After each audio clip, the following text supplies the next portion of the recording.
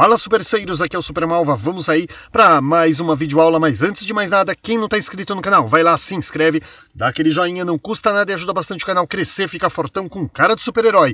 Então se inscreve lá, dá aquele joinha e vem com o Super Malva.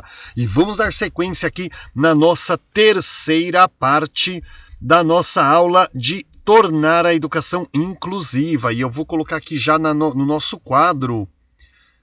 Aqui, ó, isso mesmo, olha lá, tornar a educação inclusiva. E nesse tema, pessoal, como eu falei, o concurso de Guarulhos que está aberto, ele está trabalhando, ele está pedindo, no caso desse tema aqui, ó, ele está pedindo somente esse tópico que é da página 11 à página 23, ó, que é tornar a educação inclusiva, como essa tarefa deve ser conceituada, né? Um texto aí de Mel Enskov. Estou inventando aqui porque eu não sei como é que pronuncia. Mas, então assim, só essa parte que está pedindo e a gente vai trabalhar só isso aqui. Essa aqui é a terceira parte nossa e a gente parou, eu não lembro a página agora, deixa eu dar uma olhada aqui. A gente parou no tema 4 aqui que a gente ia fazer, que era esse aqui, ó. Isso mesmo, a gente vai dar sequência agora daqui, ó.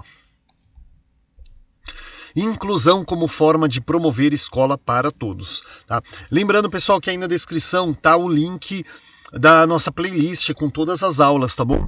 Então vamos lá, inclusão como forma de promover a escola para todos. Uma linha de pensamento um tanto diferente sobre inclusão refere-se ao desenvolvimento da escola regular de ensino comum para todos, ou escola compreensiva. E a construção de abordagens de ensino e aprendizado dentro dela. No Reino Unido, por exemplo, o termo escola compreensiva é geralmente usado no contexto da educação secundária e foi estabelecido como uma reação ao sistema que alocava crianças em escolas de tipos diferentes com base em suas capacidades aos 11 anos de idade, reforçando as desigualdades baseadas nas classes sociais existentes.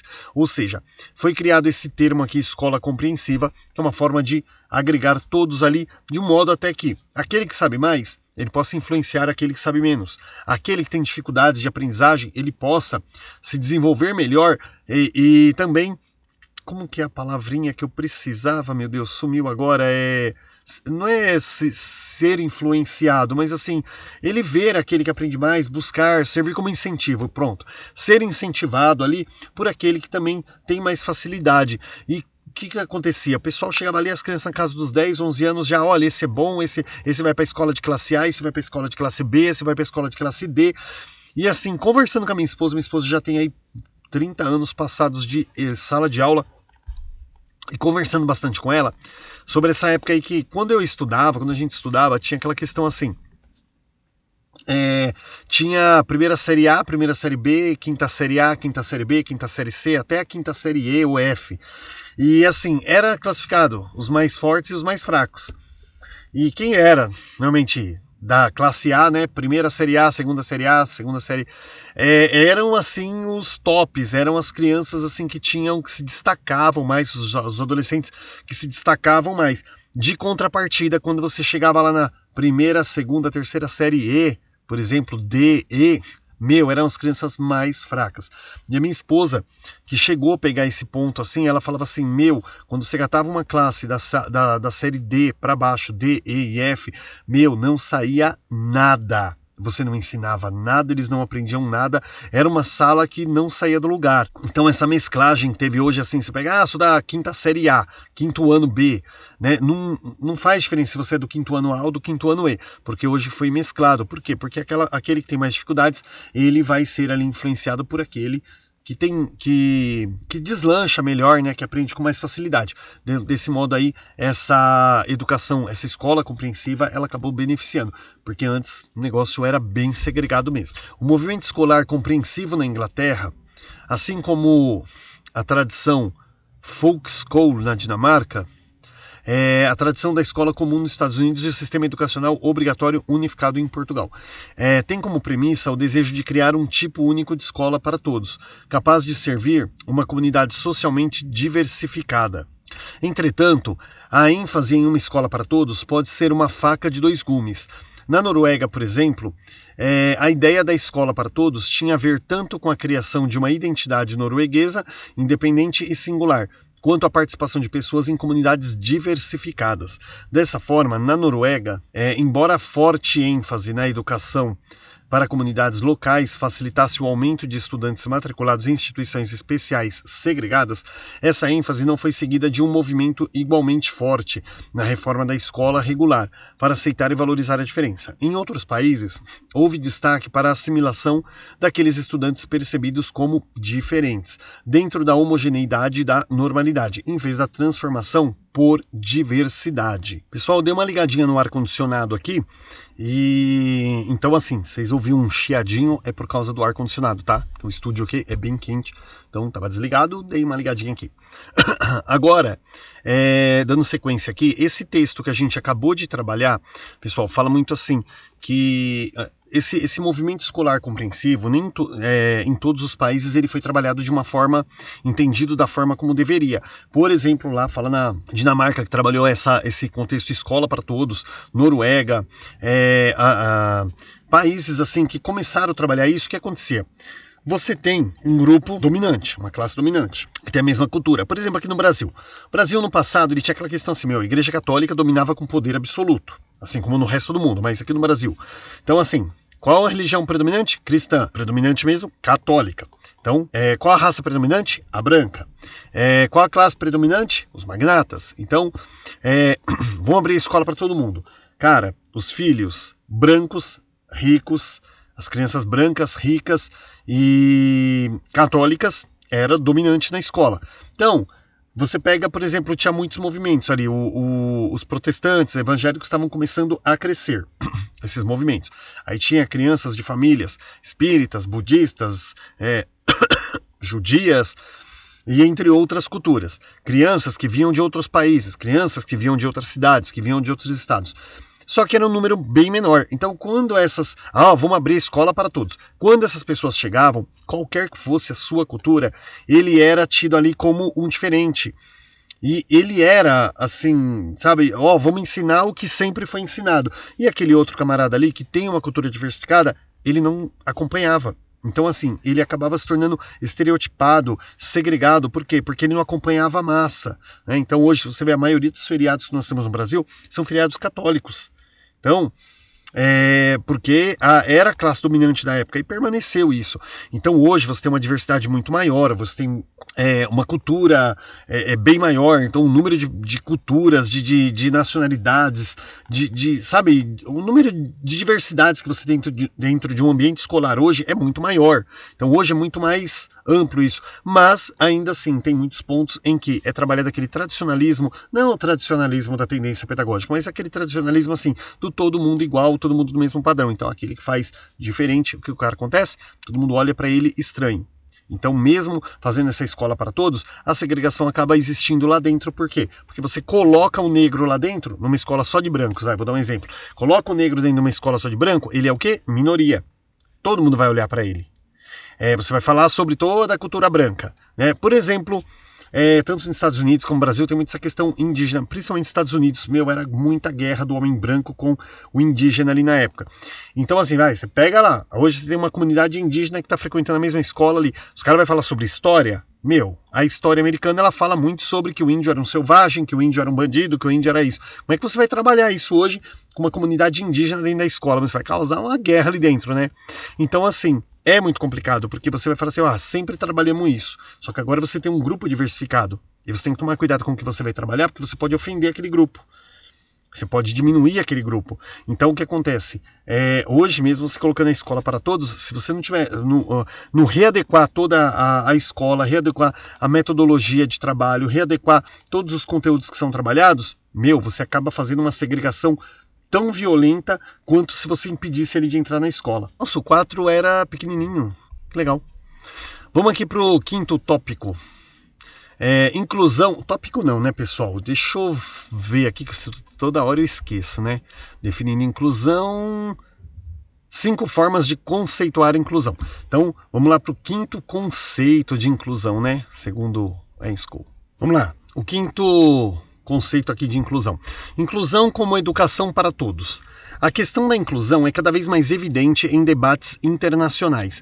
O movimento Educação para Todos Foi criado nos anos 90 em torno de um conjunto de políticas internacionais, coordenado principalmente pela Unesco e relacionado... Oh, meu Deus, liguei o ar-condicionado e começa uma coceirinha no nariz. Perdão, pessoal.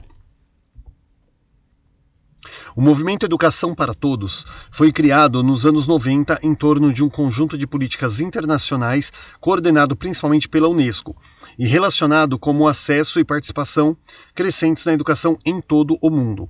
Ganhou ímpeto através de duas grandes conferências internacionais realizadas em Chongqing e Dakar em 2000. Enquanto muitas pessoas desse movimento parecem identificar a educação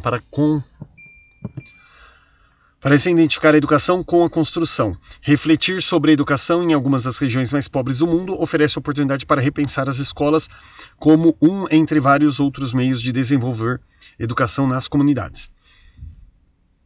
Em resposta ao fracasso de muitos países em atingir os objetivos instituídos uma década antes, os organizadores da Conferência de Dakar procuraram enfatizar áreas específicas em que possa haver progresso e focaram a atenção em especial nos números desproporcionais de meninas a quem foram negadas oportunidades de educação no mundo todo. Pessoas com deficiências e seus aliados ficaram preocupados com a forma com a qual pareciam estar sendo preteridos na ordem de prioridades de participação, na Declaração da Educação para Todos. Apesar do aparente progresso havido visando chamar atenção para as possibilidades de um sistema educacional inclusivo para todas as crianças, especificamente incluindo crianças com deficiências, isso só aconteceria na Declaração de Salamanca, que a gente já falou aí na primeira aula. Então, assim, pessoal, quando você fala aqui, da inclusão como educação para todos, aqui está falando bastante aí dessa questão aqui de regiões, regiões pobres aí. Primeiro lugar, eu costumo bater um pouquinho nessa tecla. Vocês viram aí que foram feitos várias previsões, várias intenções de melhoria da educação, e eu estou procurando aqui para ver se eu acho aqui, em resposta ao fracasso de muitos países em atingir os objetivos instituídos uma década antes. Então, assim, o pessoal vai lá, cria ideias e eles acham assim que tudo é igual, tudo vai dar certo, né? É como você fazer um bolo, colocar nozes sem considerar que algum convidado ali possa ter alergia a algum tipo de amêndoa, nozes, amendoim, né? Então você fala assim, vou fazer um bolo de nozes porque todo mundo gosta, mas tem gente que não pode comer, tem aquele que não gosta, tem aquele que não pode comer por uma questão de saúde. E é como mais ou menos isso. Então o pessoal institui objetivos sem considerar as diversidades. E aí quando começou a vir os fracassos, não, vamos ver o que deu errado, vamos repensar. E aí começaram a olhar números. E uma das coisas que eu bato muito na tecla é essa questão da BNCC. O pessoal criou a BNCC. E eu estou escrevendo, inclusive, um livro, né, chamado Tecnologias do Agora, que é um livro que ele bate um pouco de frente com a quinta competência da BNCC, que é a cultura digital. Cara, é extremamente importante a cultura digital, gente. Só que o pessoal está considerando assim que todo mundo tem um computador, todo mundo tem um notebook, um celular, todo mundo tem internet de ponta. E olha só, até os bairros mais ricos do Brasil não tem uma internet de ponta. E essa pandemia que aconteceu em 2020, ela mostrou, deixou bem claro isso, as necessidades, as dificuldades que as famílias têm. Muitas vezes tem um celular dentro de casa, ou dois, né? O pai e a mãe ali trabalham o dia todo e a criança tinha que esperar o pai e a mãe chegar para poder assistir aquela videoaula. Então ele não conseguia acompanhar a videoaula em tempo real, as atividades para ele fazer, às vezes eram pedido materiais que ele não tinha na casa dele. Então essa pandemia, ela serviu para mostrar realmente assim as desigualdades que tem. O pessoal meio que abusou até, porque parecia que quem tinha um computador com internet era um vilão. Quer dizer, só porque o cara tem um computador com internet em casa, ele é um vilão da história. Não, ele tem, não é culpa dele, né? A gente que é funcionário público também sofreu bastante com isso, porque o pessoal tem mania de confundir muito funcionário público com cargos comissionados políticos. Então o pessoal, quando se fala funcionário público, parece que a gente é apadrinhado político. Não é. A gente estudou muito. Uma pessoa que é um funcionário público, ele estudou muito, prestou o concurso, que nem essa videoaula que eu estou dando para vocês aqui agora. Estuda muito, vira madrugada estudando. Eu gravei mais de 200 videoaulas em 2020 para o concurso que eu queria assumir o segundo cargo aqui na prefeitura. E eu estudei, gente, eu gravei aula na cozinha de madrugada, na minha sala, gravei videoaula até dentro do carro. Se vocês olharem, tem videoaula minha gravado dentro do meu carro, na garagem. Então, assim, você estuda muito, você se dedica, você consegue passar pelo seu mérito através de uma prova. E aí, quando você assume, né, quando você esqueci a palavra agora, você assume o cargo ali, as pessoas acham, cara, que você ganhou aquilo como um favor político, né? Então as pessoas confundem o funcionário público com o cargo comissionado político. Então, quando chegou na pandemia, o pessoal falava assim, o Brasil lá, e mostrava uma família com a geladeira vazia. O funcionário público, mano, metia um cara lá de bermuda na beira da praia com as mãos assim, ó. Puta, cara, que injusto, meu. A gente estava preso dentro de casa também. A gente também, por exemplo, eu estava dando aula, assim, mais do que eu dou na escola, porque era praticamente da hora que acordava, a hora que ia dormir, mexendo com essas questões da videoaula, atendendo as famílias. Então a gente trabalhou muito, e o pessoal falava de funcionário público como se a gente fosse, assim, os marajás. Por quê? Porque o meu salário estava caindo na conta, porque muitas empresas aí mandaram embora, muitas empresas diminuíram o salário. Então, assim, a gente meio que virou vilão e a gente não fez nada, cara. Eu tenho meu cargo porque eu estudei muito e passei na prova. Qualquer um que estudar muito, que se dedicar, pode passar numa prova e assumir um cargo público. Então as pessoas confundem muito isso. E a mesma coisa aconteceu com os alunos da pandemia. Aquele que tinha um computador dentro de casa, que tinha uma internet, ele parecia que ele era um vilão. Por quê? Porque ele tem um computador. Por quê? Porque muitos não tinham. E aí eles faziam a mesma coisa, colocavam assim, infelizmente, aula online, o direito para todos não dá igualdade para todos. Colocava coisas assim, aí botava uma criança pobre, sem chinelo, descalça, na beira da janela, vendo o outro comendo rosquinhas com uma caneca de leite quente na frente do computador. Então o pessoal começou a apelar assim, né? Mas existe, gente. Eu presenciei muito isso, então muitas famílias falavam, professor, olha, eu tenho que chegar em casa para o meu filho assistir uma videoaula e tal. Então, essa discrepância muito grande a gente pôde presenciar, né, na pandemia. E aí você vê lá na BNCC, olha, cultura digital, hein? Computadores na escola, as crianças têm que ter aula de informática. Meu, não tem um especialista de informática. E nós, professores de educação básica, a gente não tem a especialização para dar uma aula de informática, né? Muitas vezes a gente mexe o básico no nosso computador, nós não temos aquela formação para resolver uma dúvida, para resolver um problema, para passar assim, os conhecimentos básicos que as crianças e os jovens precisam. Aí às vezes a escola nem tem esses computadores para ser trabalhado, e a criança muitas vezes ela tem aquele contato na escola, chega na casa dela, ela não tem nada.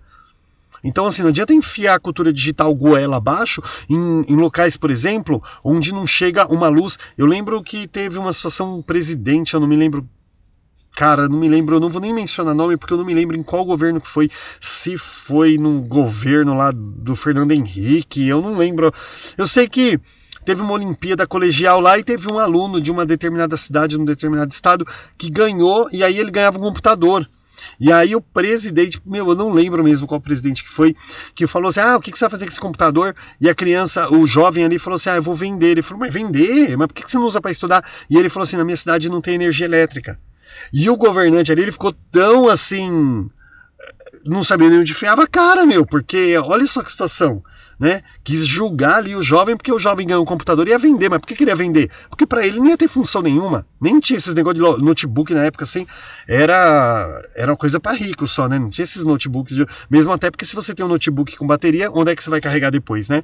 Então assim, não tinha energia na cidade do menino, o menino ia fazer o que com o computador?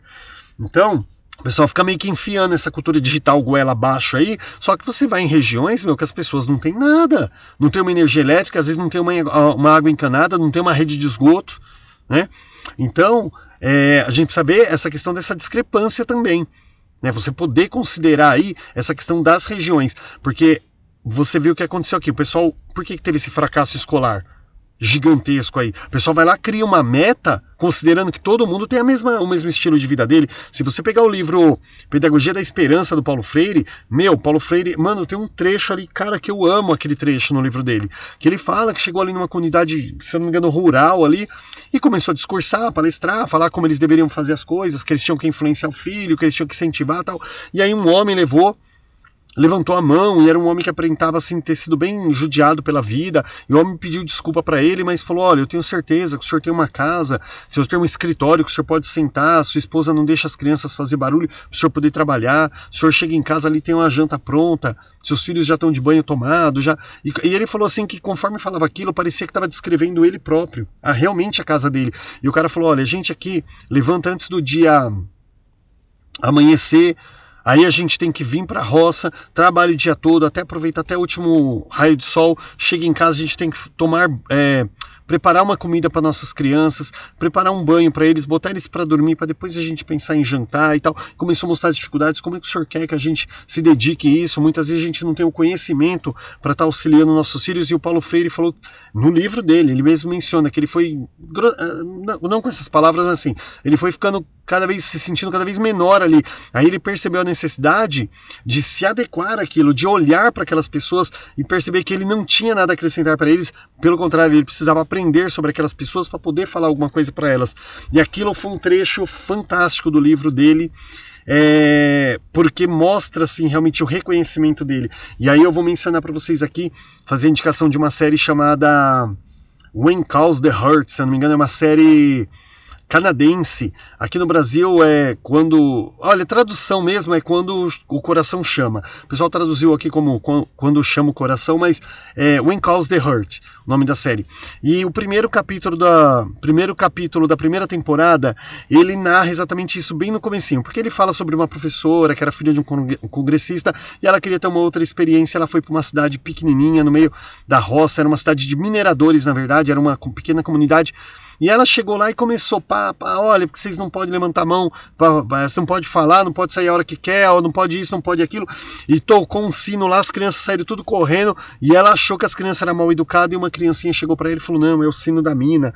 Uns meses atrás, aí teve um desmoronamento, e tocou o sino agora, porque provavelmente acharam o resto dos mineradores que estavam soterrados ali, pode ser muitos pais dos alunos que estavam aqui. E ali a professora percebeu que ela precisava conhecer aquela comunidade antes de poder dar aula, que ela chegou ali toda, não, vocês têm que fazer isso. Só que ela era uma pessoa rica, ela foi criada e educada em uma família rica, em uma sociedade rica. Quando ela chegou ali, ela chegou num lugar onde ninguém tinha nada, e ela achou que ela podia tocar o terror ali e fazer tudo, mas quando ela percebeu, ninguém tinha vivido, ninguém nem sabia das oportunidades que aquela professora teve na vida, então ela tinha que aprender sobre aquela realidade das crianças, daquelas pessoas, para poder passar alguma coisa para elas. Então, isso também é um exemplo muito bacana aí que eu gosto de dar, porque foi muito legal. Então, assim, você antes, por isso que eu até comentei na primeira aula, eu não gosto da palavra especialista, porque assim, os especialistas, eles se baseiam em gráficos, se baseiam em estatísticas,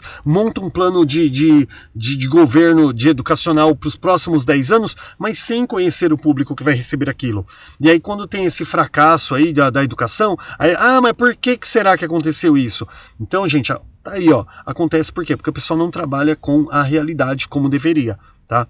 E aí, muitas aí garotas que engravidaram, tiveram seus bebês também, acabaram ficando excluídas aí, porque ela não cumpria o conteúdo programático e acabava perdendo o ano escolar, né? Não podia levar a criança para a escola para amamentar, não podia sair da aula para amamentar a criança em um determinado horário, e foi um dos casos também. Tá? Então, quando você fala aqui assim, de inclusão como educação para todos, gente, o caso da inclusão é o que? É considerar as condições das pessoas também. Não é só chegar, agora é aula de informática para uma comunidade que talvez nunca tenha visto um computador ao vivo assim na frente delas. Você quer dar uma aula de informática, a criança olha para aquilo, para ele é como se fosse uma nave espacial.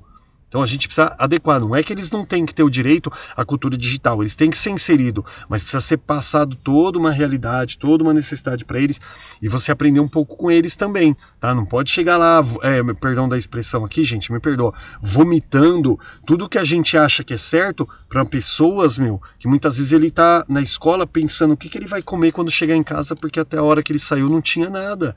Então você não pode chegar lá assim despejando aí os conteúdos e tudo que você acha que deve. Não, ela tem que aprender, ela tem que aprender. Mas calma, vamos dar uma olhada na realidade local.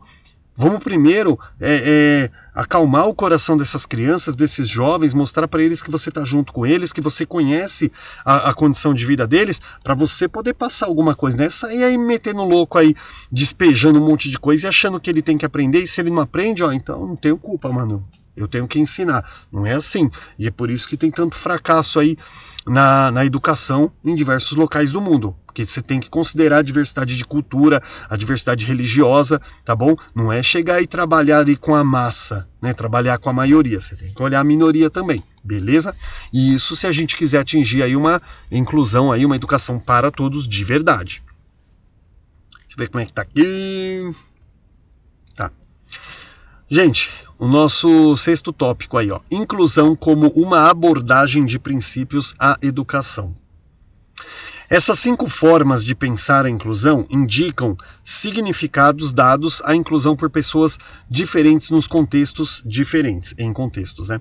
No estudo que realizei recentemente com meus colegas, adotamos o que pode ser visto como uma possibilidade adicional. A pesquisa foi feita em escolas inglesas que tentavam desenvolver práticas inclusivas em um contexto dirigido centralmente para um padrão requerido pelo governo. Queríamos examinar esse terreno com maior profundidade e, em particular, explorar as formas, as caras, né, que as práticas inclusivas têm nesse contexto e como tais práticas podem ser desenvolvidas e sustentadas. Então, assim, pessoal, eu dou umas gaguejadinhas, não é que eu não sou bom de oratória, pelo contrário, eu sou muito bom de oratória, de leitura, mas assim, quando eu estou lendo aqui, ler em voz alta, ele requer um nível de concentração maior, e ler em voz alta, prestando atenção no que você está lendo para poder explicar, né, acaba dando, né, não tem uma memória tão boa assim. Então por isso que eu dou umas gaguejadinhas, tá? Não é que eu sou gago, não. É porque assim eu tenho que fazer 3 coisas ao mesmo tempo. Ler em voz alta e prestar atenção para poder passar um pouquinho para vocês aqui. Aqui que tá falando assim, gente, esse primeiro parágrafo.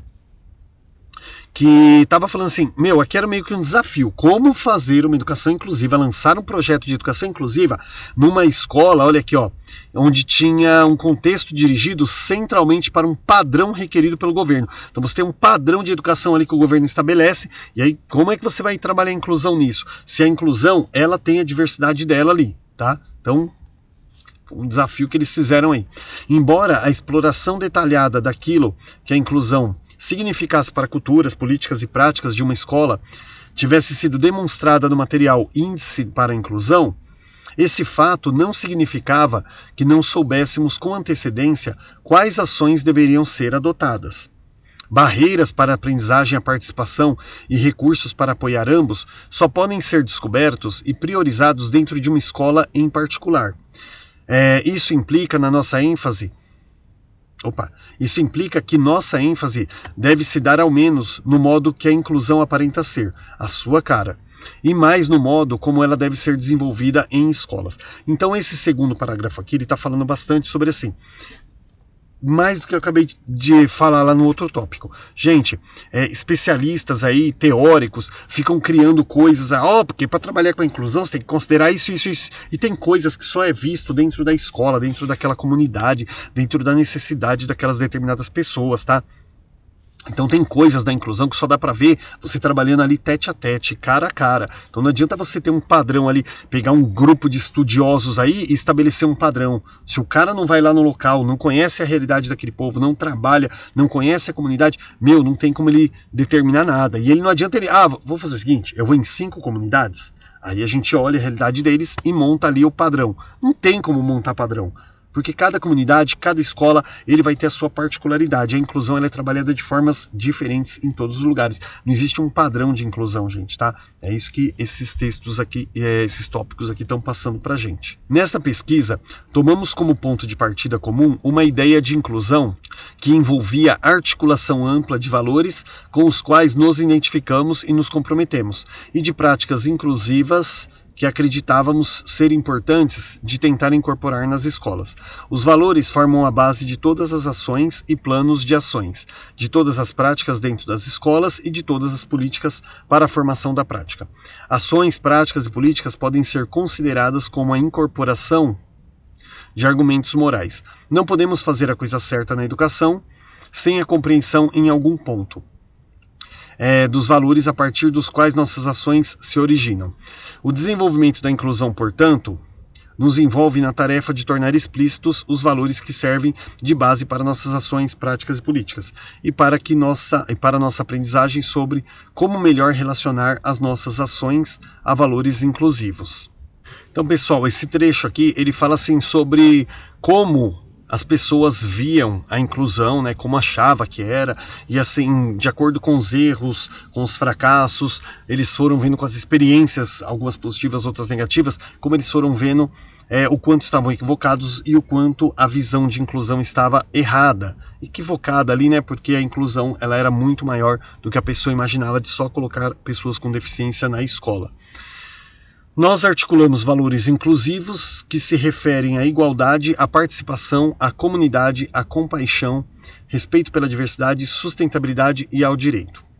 Essa lista está em estado permanente de desenvolvimento, ou seja, gente, como diz, você não pode estabelecer um padrão, falar assim, ó, tá feito aqui o sistema tá sistematizada a inclusão. Isso não tem, ó, ele está em estado permanente ali de desenvolvimento, ele vai estar sempre se desenvolvendo, sempre mudando.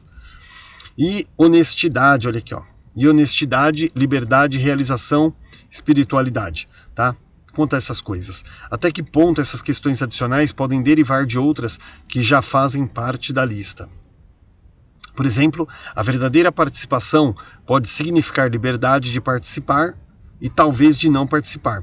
Mas ao estabelecer uma lista de questões, convidamos outros para pensar sobre a base de suas ações e sobre as direções que gostariam de ver o desenvolvimento da educação seguir. Eu também falei um pouquinho disso, gente, na primeira aula, que eu falei assim, não sei se foi na primeira ou na segunda, foi na primeira aula, que eu falei assim, muitas vezes a escola vê, o professor, né, vê a inclusão assim como tipo, eu não posso fazer nada, eu não tenho especialização, eu não tenho estrutura para isso, a escola não tem essa estrutura e tal.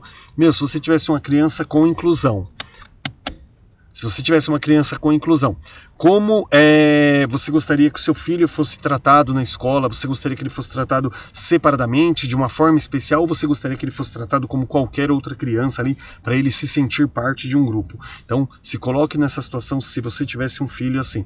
Então, aqui coloca, né, uma forma das pessoas verem ali como elas acham, aqui, ó, convidamos outros para pensar sobre a base de suas ações e sobre as direções que gostariam de ver. Como você gostaria de ver a inclusão se você fosse esse caso de inclusão, né? Então, você partindo desse princípio, se fosse eu, se fosse meu filho, se fosse uma pessoa que eu amo, se você começar a ver desse ponto, você vai conseguir aí ter um norte inicial de como começar a trabalhar com as inclusões.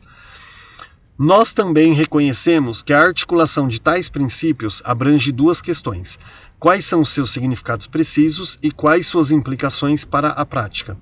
A questão do significado é um reconhecimento de que declarações de valores tais como estes requerem uma considerável elucidação.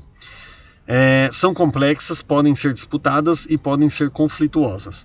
Por exemplo, em relação à igualdade, deve ser esclarecido como muitas pessoas divergem sobre a aceitabilidade de diferenças em renda e condições de vida em cada país e entre países. Então, assim, também tem aquela questão assim de pessoa achar assim, que pobre e rico não pode estudar junto, branco e negro não pode estudar junto, né? Uma pessoa evangélico ou católico não pode estudar junto. Então, assim, essa questão das diferenças. Tem gente que pensa diferente e acha que tem que segregar mesmo, tá?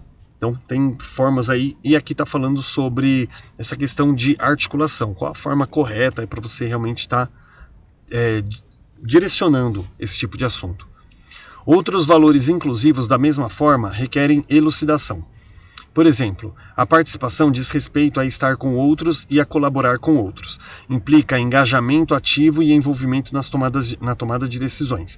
Inclui reconhecimento e valorização de uma variedade de identidades, para que as pessoas sejam aceitas como elas são. Ao valorizar a comunidade, ou seja, as pessoas precisam rever seus padrões, seus princípios, tá, gente? Para poder tá tendo esse respeito e a diversidade, aceitar as pessoas como elas são. Não assim, a pessoa é grossa, você tem que aceitar ela grossa, não. Mas a pessoa, ela pensa diferente de você e você não pode falar assim, achar que aquilo que você pensa é o certo e que aquela pessoa está errada e ela tem que seguir a sua linha de pensamento. Não, tá? Aqui. Ao valorizar a comunidade, reconhece-se a importância do papel social da educação na criação e na manutenção de comunidades e do potencial das comunidades e das instituições educacionais de se sustentarem mutuamente. A valorização da comunidade pode envolver o desenvolvimento do sentimento de responsabilidade por grupos maiores que a família e que a nação. A valorização da comunidade é sobre cidadania e cidadania global. A comunidade como valor, convida ao cultivo de sentimentos de servidor público. Então, assim, gente, aqui também fala sobre valorização, no caso aí da comunidade escolar, ou seja, né, a comunidade escolar, você tem que procurar trazer ela para perto da escola, para você poder conhecer a realidade daquelas pessoas e fazer com que aquelas pessoas tomem, por exemplo, consciência do que elas têm o poder de melhorar o convívio delas. Por exemplo, eu lembro que uma vez veio um prefeito na minha antiga escola, e quando ele chegou lá, as mães começaram a cobrar, falou, olha, tá difícil aqui, a gente vai trazer criança para a escola, carros passando aí em alta velocidade o tempo inteiro, a gente não consegue atravessar a rua. Naquela semana foi colocado um semáforo na porta da escola, aquilo foi fantástico, para poder auxiliar aquelas mães. Da mesma forma, muitas vezes a pessoa que mora assim na beira de um córrego tem mania de jogar lixo e falar, o córrego leva.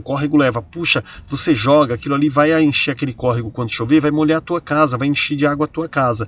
Então você mostrar para a comunidade assim, a necessidade dela cuidar daquele entorno de onde ela vive, não jogar lixo na rua, fazer aquelas coisas, porque, gente, você não está prejudicando a pessoa que passa ali pela rua, você está prejudicando você mesmo.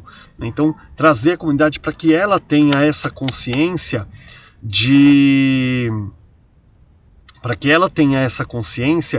cuidar do entorno dela, e você também conhecer as necessidades daquele local para poder montar, por exemplo, projetos na escola que possam beneficiar a realidade daquelas crianças, daquela comunidade, tá bom? Nossa, esse aqui, deixa eu ver esse tópico aqui, tá bem grande ele, hein? Referência, nossa, já vai acabar já. Mas eu vou cortar, pessoal, porque, olha só, a gente parou aqui. Isso mesmo, ó. A gente veio aqui para uma outra página agora, é a página 20, né? E a gente vai dar sequência aqui, porque tem bastante conteúdo ainda e a aula já está ficando meio grandinha, tá bom? Senão fica cansativo e minha garganta também não aguenta. Então a gente vai dar sequência aqui da página 20 aí, na nossa próxima aula, vai ser a nossa 4ª aula aí, tá bom? Então, bons estudos para vocês, não deixa de dar aquela curtida, de se inscrever quem não está inscrito aí. Bons estudos para vocês, até a nossa próxima aula.